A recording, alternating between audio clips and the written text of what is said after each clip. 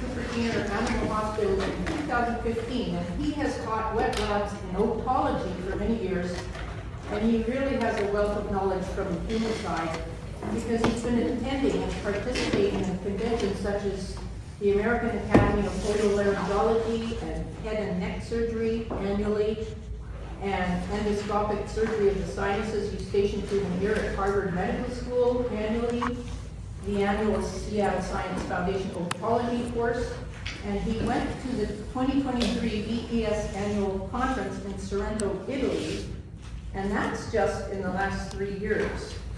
So there's a lot we can learn from him. Let's invite our first speaker to help us see what we've been missing up to now. Please give a warm welcome to Munir Kureshi from California.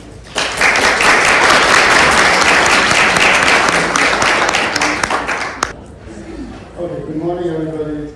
I want to thank Sue for putting up this wonderful, beautiful event. Mike Canfield had a lot of hard work going in there. David also had a lot of support putting this group together. And especially every one of you here, being here from all over. I really appreciate you spending your very valuable time listening to this new field. I don't think it's a new field, but it's a very poorly explored field of veterinary medicine. We have a lot of ear problems, a lot of ear cases that we see, and quite often we don't know what we are treating, and that is not uncommon. Okay, so the real ear is right here. We work on ears thinking that there's ear problem. All we're looking at is ear canal. And ear canal has symptoms. It is not the area where the problem is. So in order to understand what the ear is, we have a lot of questions. What is an ear? What are we treating? What are we dealing with? And in order to know what we are treating, one of the most important things we need to know is physiology and anatomy. How is the ear working? What part of ear is doing what job? How many organs, how many cell types are in the ear? And all that put together makes the ear functional. So just to give an example, here is a washer and you want to fix it. Simple thing. If you don't know what all these different parts are, it's very hard to tell what you're fixing. And that goes with the ears also. So the more you understand what the pathology, what the anatomy is going to make it a lot easier for you to fix the problem. I'm going to start with the basic steps, understand what the basics are, advance further, and go to the more complicated cases. So at any point, if you have any questions, please feel free to raise your hand and ask right there. Once you go back home and you say, oh my God, I should have asked this thing, it's too late. So just come up with all your questions right here. Now, what is this here? This is a diagnostic image. Do we know what is happening? It's very complicated, very confusing, right? In order to know what is going on, you need to have tools to get there. How do you treat ears? First of all, you need to know the physiology. You need to know the anatomy. Once you know physiology and anatomy, then you have to find out what is wrong. Where is the problem? In order to do that, you need equipment. I get a lot of cases that comes in with images and all that. You look at those images, you can't tell what is good. There is an image, and there's a diagnostic image.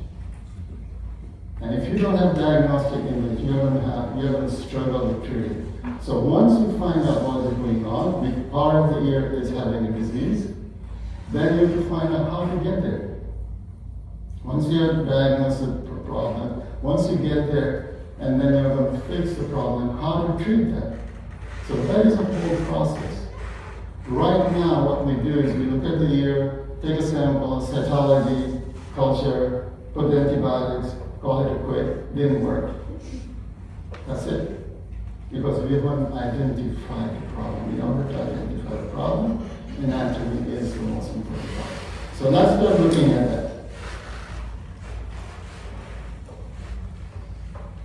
Okay, so we need to know each and every part of the ear. So when there is an ear problem, we have to evaluate the entire ear. An entire ear starts from tip of the ear, tip of the pinna, meatus, vertebral ear canal, horizontal ear canal junction, horizontal ear canal, and anterior-inferior recess. How many times we evaluate anterior-inferior recess? What is an anterior-inferior recess? That is your most important part to understand what is anterior-inferior recess. A lot of diseases start from there. And then you have to evaluate the eardrum, middle ear, incision tube, and opening of the incision tube in nasopharynx. So here is the meatus. Look at all the cell type. Ear is not just skin. It's not just derm. There is a nerve involved, there's a cartilage involved, there's a bone involved, ligament, muscles, tendons, all kind of cavities, different fluids. So all those things will make up the ear. So this is the vertebral ear canal. Vertebral ear canal has, every centimeter of the ear canal has a different cell type, different head structure. All this plays a very important role. So what you want to do is start looking at every single ear that you can during the exam and then the anesthesia. I used to put my scope and just stare at every single corner for long time, trying to see, okay, this patient has this kind of anatomy, why this other patient has different anatomy? What is the anatomy? When the anatomy is changed, why is it changed? What made it change? There is a hair like this. Not every pet has it. There are some droplets on it from serum. When does it disappear? Why does it disappear? What made it disappear? That is what we are treating. Here is the horizontal ear canal. At the end of the horizontal ear canal, you see the dark discharge. Sebaceous, tympanic sebaceous gland. We don't look at that tympanic sebaceous gland. We put the scope in the ear canal, look at the eardrum, intact, not intact, we are done. That needs to change. Some of the ear canals are narrow. Brachycephalic dogs. Sometimes it's impossible to look anything inside. We still need to find out what is going on behind the narrow ear canal. A lot of diseases are hiding in there. What makes this ear canal narrow like that is TMJ. The joint, temporomandibular joint, puts the pressure on the ear canal, it makes it narrow.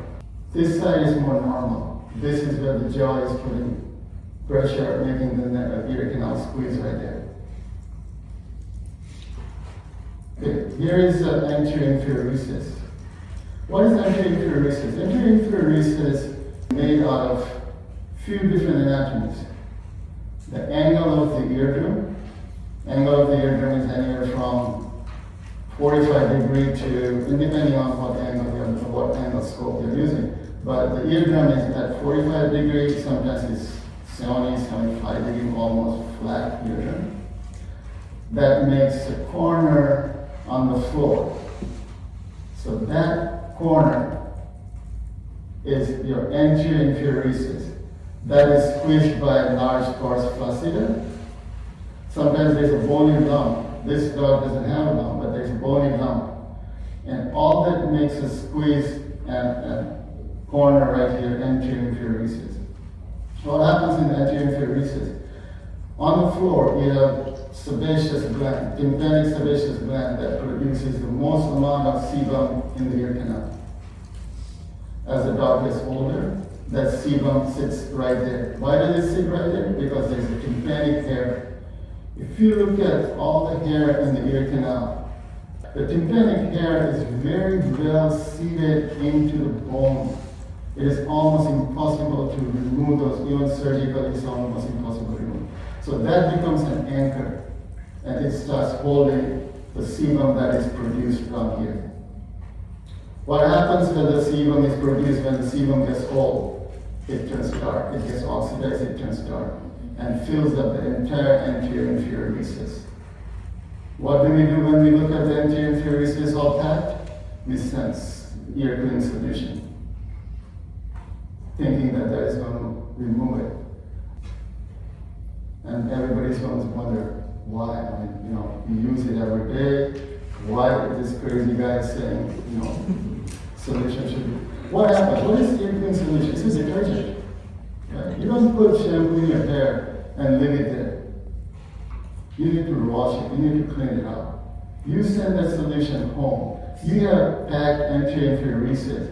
That solution is going to sit there. Turns into a soggy diaper. Right? From a simple problem, now we have a much bigger problem. If you're going to send ear cleaning solution, you are so attached to the ear cleaning solution, you have to send ear cleaning solution, have them rinse it off with saline. We use very few ear cleaning solutions. Now I'll cover that later on.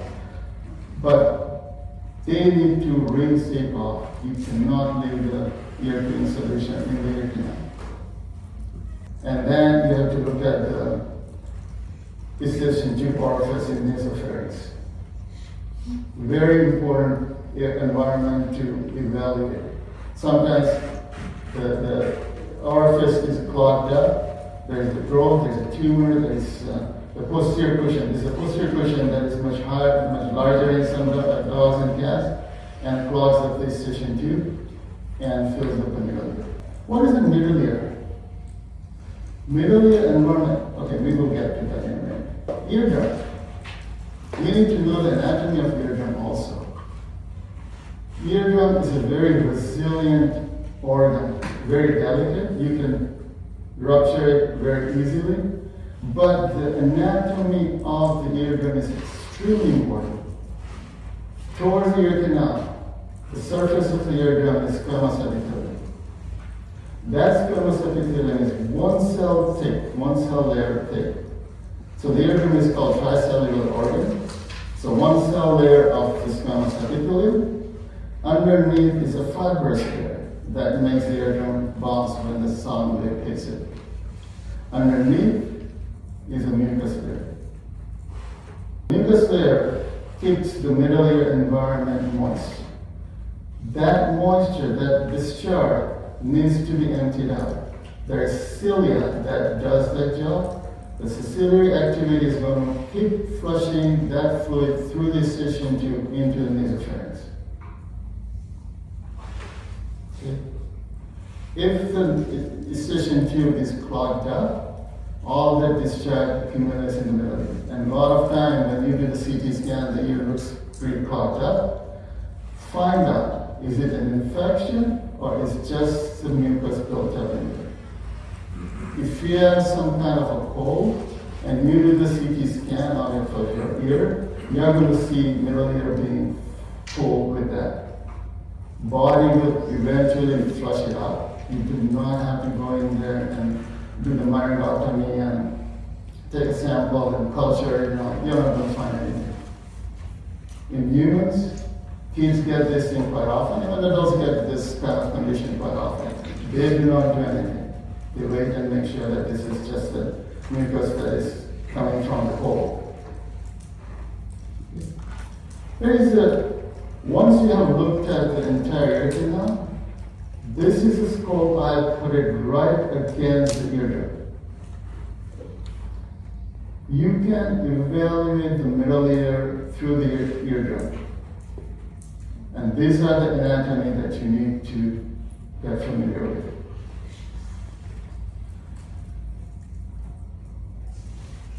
Yes.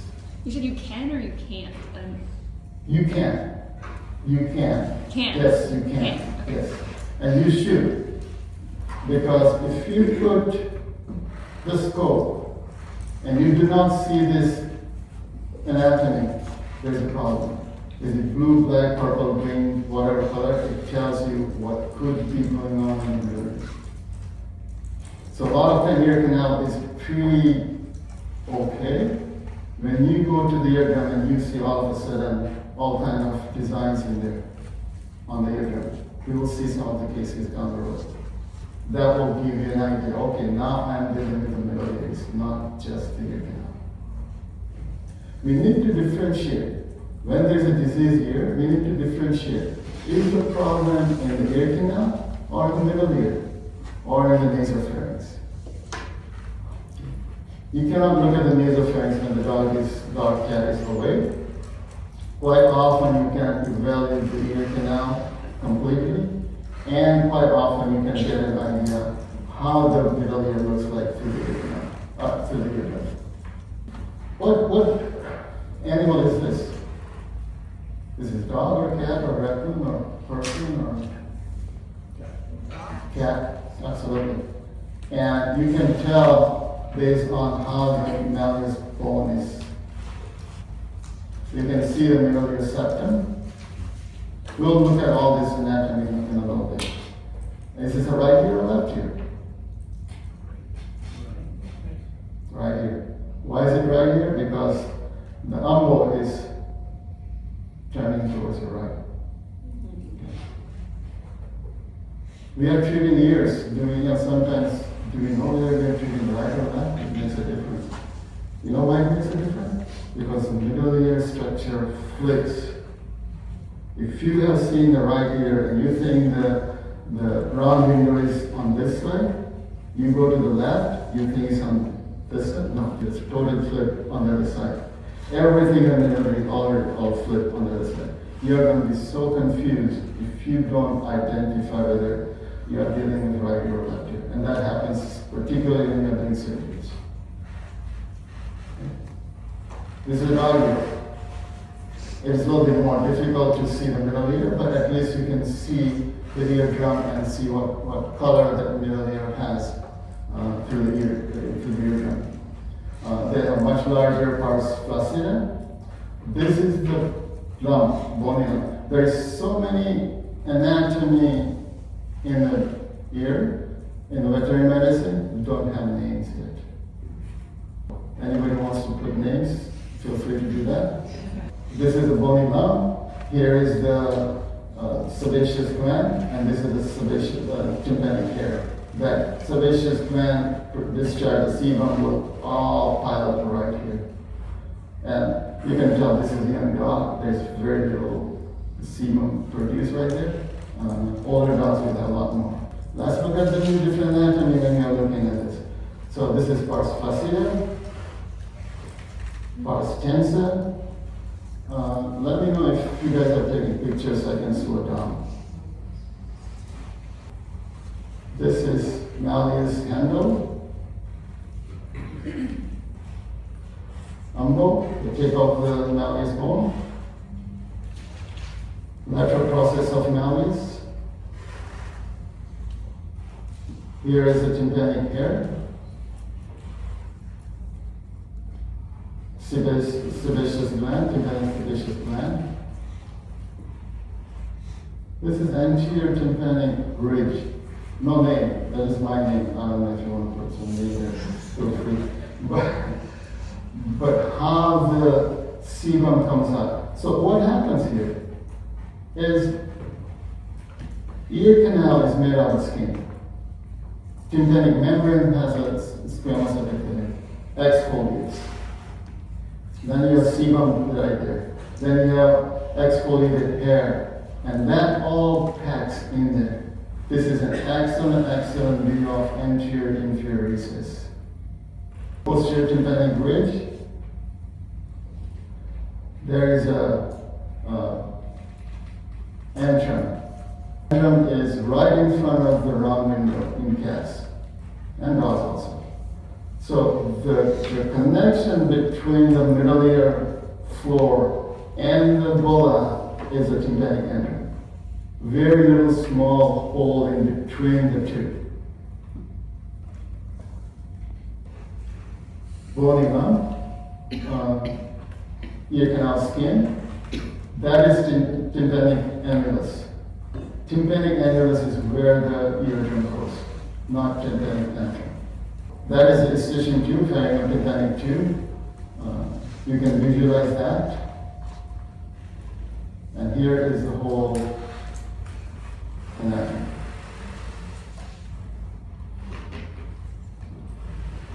You probably might not see this in every single patient, but different landmarks are. This is the comparison. This is how different anatomy is.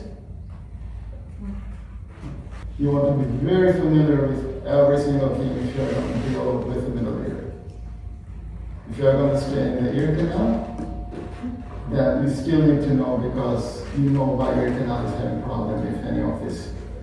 Could you show the previous slide, please? The one where this one. Sure.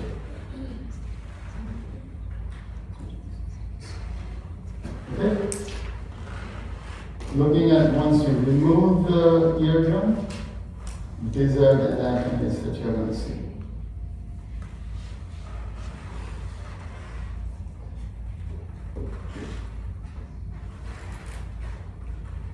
You're going to see all these things during the lab.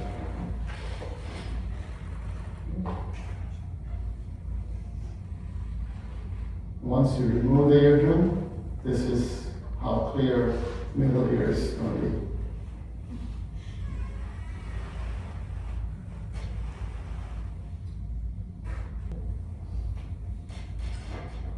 This is all their landmarks.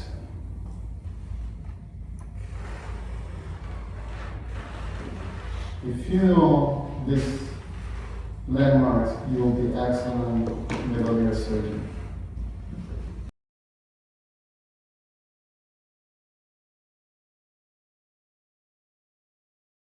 Going into the middle ear through the bulla, you see this is the eardrum right there.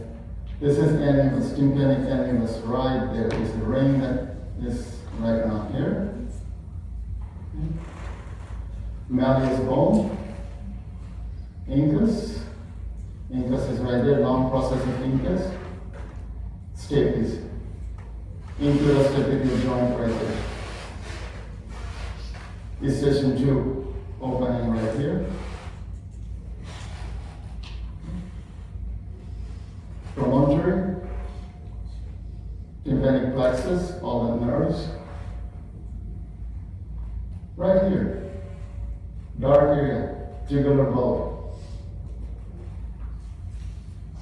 Right here, underneath, is a huge carotid artery. So if you're in the middle here, if you don't know all these landmarks and you're digging around, you can be in big trouble. Now, if you label this is what it does.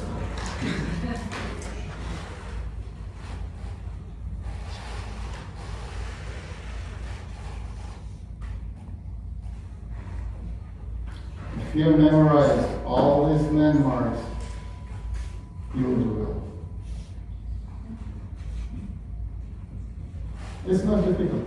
You can be in this environment very comfortably. You can handle diseases very, very well.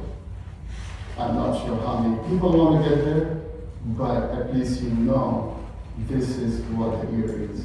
What ear you're treating is a lot different than what you're looking at here.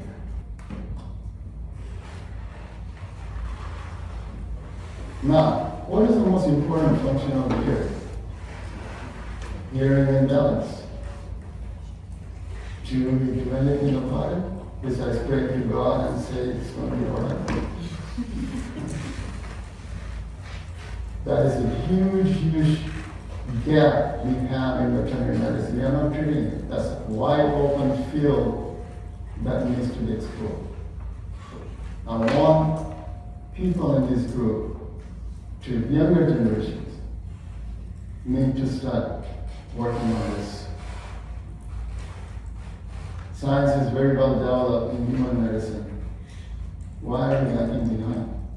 Just because we are not investing in proper equipment. We think they are expensive. In my practice, we have 2 4K scopes, 3 4K scopes, 3 HD scopes, 6. I keep all of them busy. And if Bob has provided us a lot of good equipment here, if you can come up with a scope that will show me the anatomy of the ear, I will be the first one to jump on it. You need to see what you are treating. And we do not invest enough in technology to get our science forward. So here's the hearing part. What plays the role in hearing? Eardrum, ossicular chain, and the cochlea, sensory hearing cochlea. If a dog is not hearing, we say, oh, it's an old dog. Can you find out what that old dog has? What the problem is? What can we do? There's so many things available now. I get cases, we do hearing tests, one of the things that dog is hearing is fine, one ear is completely deaf. The ear that has disease is absolutely fine, the other is, that doesn't have any disease, is deaf. You need to be careful about the disease ear now, that if you mess up, that ear is going to lose the hearing. If you know there is a hearing loss, where is the hearing loss, then you can concentrate on that particular part of the anatomy. The sound wave will hit the eardrum, ossicular chain will take the vibration into the right there. What is that? I'm sorry, what is this area? That is stapes foot plate. Eardrum vibration and the vibration going to the stapes foot plate magnifies in the size of the eardrum, the structure of the ossicular chain, and the size of the oval window magnifies that by 18 times in humans. You don't know how many times it magnifies in the pets. It probably is very similar or probably more because they hear so well. Physiology ear. Ear canal is not just a tube that allows the eardrum that allows the sound wave to hit the eardrum. It is a functional organ. It is a very advanced functional organ. What does it do? It needs to stay clean. It needs to stay debris free. Ear canal exfoliates squamous epithelium. There is wax. There is exfoliated hair. There is sometimes bacteria or some debris or sand or whatever in there. It needs to come out. And there is a self-cleaning mechanism. Gradually from eardrum, it moves, and moves the stuff out. When you're treating a diseased ear canal, if you do not bring that function back to normal, you're going to have a diseased ear canal forever. We think that, okay, there's an infection, it is cytology, here is the medication, here is fixed, looks nice and fine. No. Look at it afterwards, look at it later on. Is the ear canal is functional or not? So self-cleaning mechanism we have to pay a very close eye. Okay, ventilation pathway. What the hell is that? What is ventilation? So ear canal, middle ear has the air current that rotates. The air comes from the eustachian tube into the middle ear, rotates all throughout the anatomy of the middle ear and goes out. Why do we need to know? I mean, let the nature do its job. No, who cares? No. When the ventilation pathway is interrupted, the air current is not rotating. What happens over a period of time? The bone of the ear, middle ear, is going to use air over a period of time. What does it do? It causes a vacuum. Right? Middle ear has now negative air pressure. What happens? Pars flaccida is the softest part of the ear gets retracted. Pars flaccida retraction.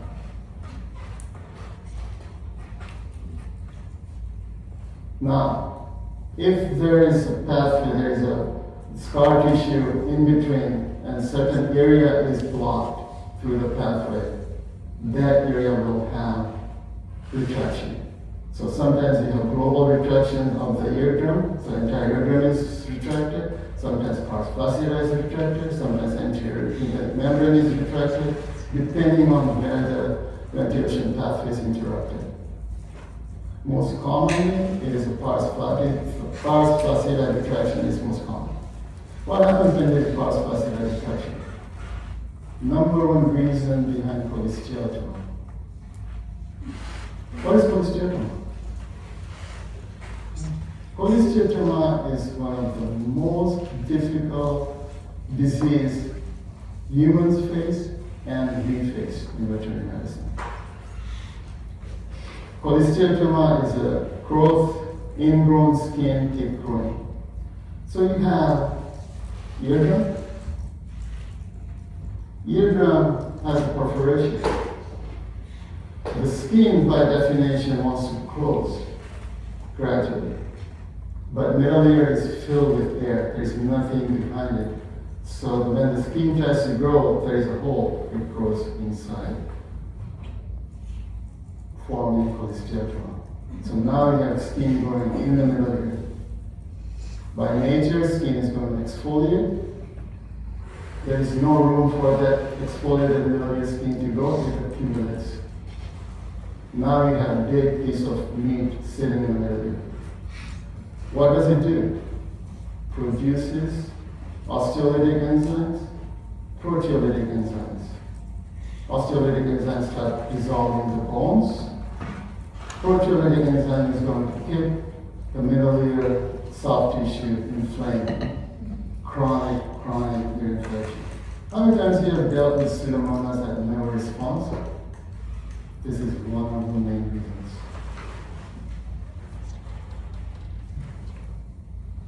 You will see cholecystioma cases very well down the road. Okay?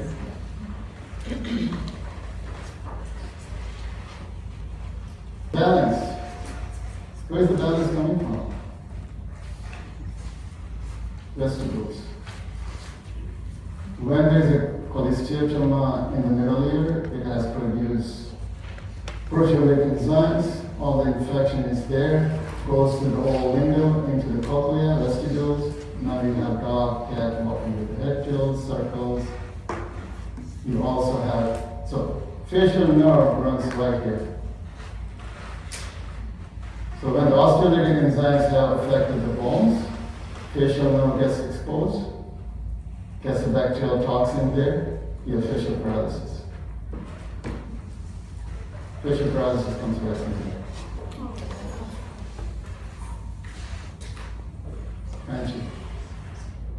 This is it. We're barely here. Neuro-otology case. Do we have neurologists doing otology? Who treats this? God treats it, right?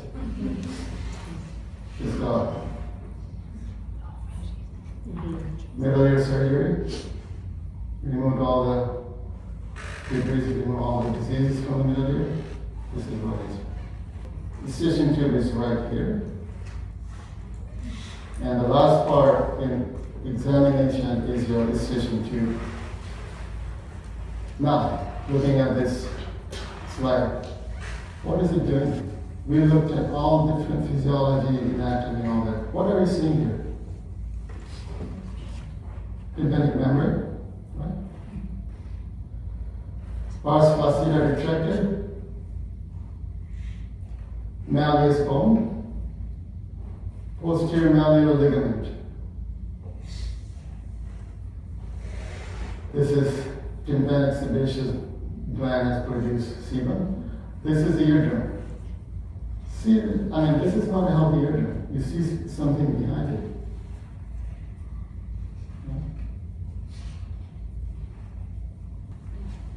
This is polysteatoma formation. We are going to look at this case later on, see what we're doing to treat polysteatoma. This is a diagnostic image. Yes? I was wondering if you had a standardized hearing test for your patients. It is standardized, all hearing tests is standardized.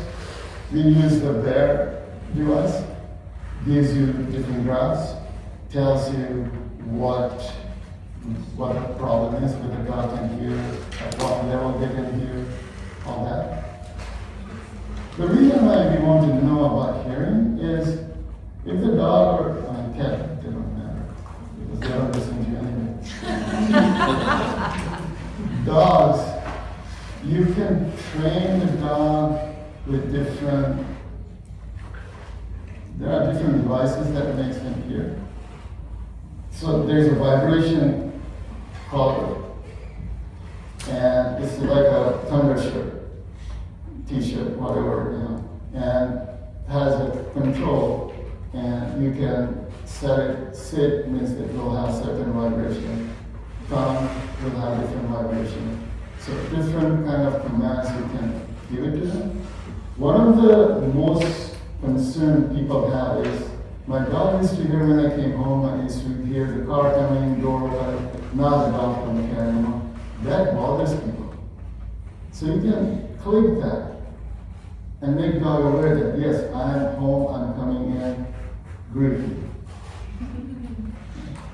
Now, we are working on it, but you cannot have one person doing all that. You need some research institute, some fundings and all that.